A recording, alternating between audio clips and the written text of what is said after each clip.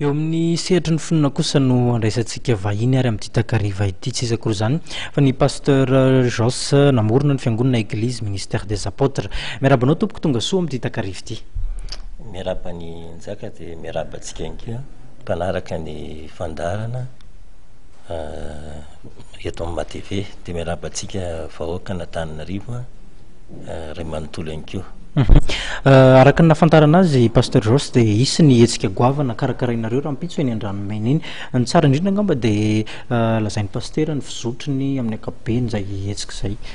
Ya raha pitsy tokoa zany manomboka amin'ny sivy eny an-dranomaina dia misy ny fikarakarana fitoriana ny filazantsara lehibe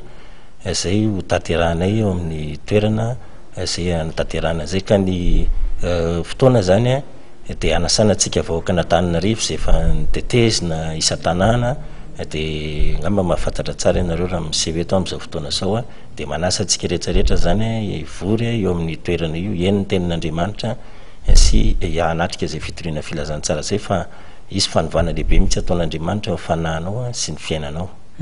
Amin'ny ankapobeny mety hoe manao ny fandaram-potoana inona ny zavatra mety ho hita ao amin'ny toerana amin'ny andron-drapitso?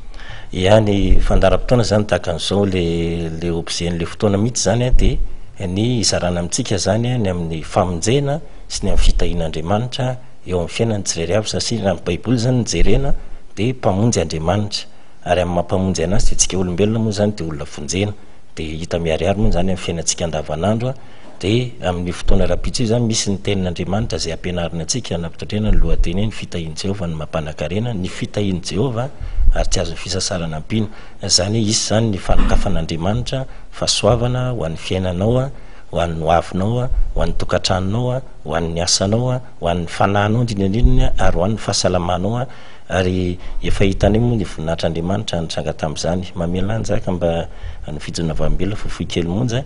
anisy ramatoa anankiray zao nanana olana tahaka an'izao izy zany bevoka dia efa maty le zaza tao an-kibony zany dia efa teo anatin'ny olana lehibe mihitsy io ramatoa fa rehefa nanatrika n'le fitoriana ny filazantsara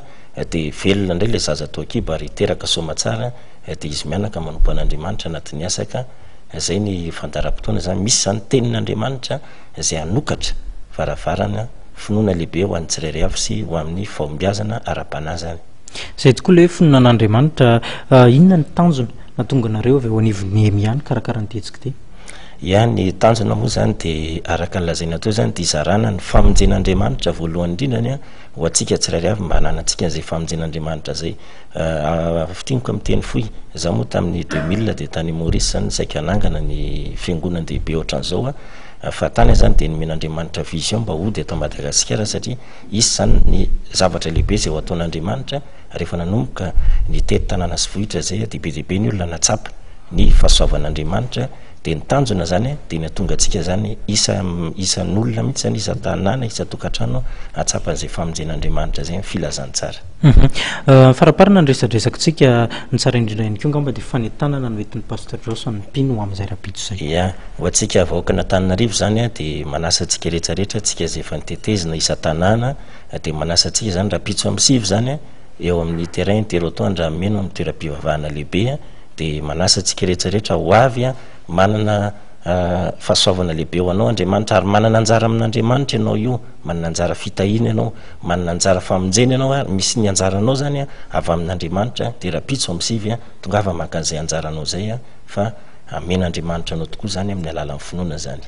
Isorana feny ny pasteur Jos avy eo anivon'ny Église ministère des apôtres mitondra ny tsara ho fantatra mahakasika izay hetsika izay dia isorana feny ianao tokoka. Ya dia misaotra antsika rehetrarehetra misaotra ny zakako.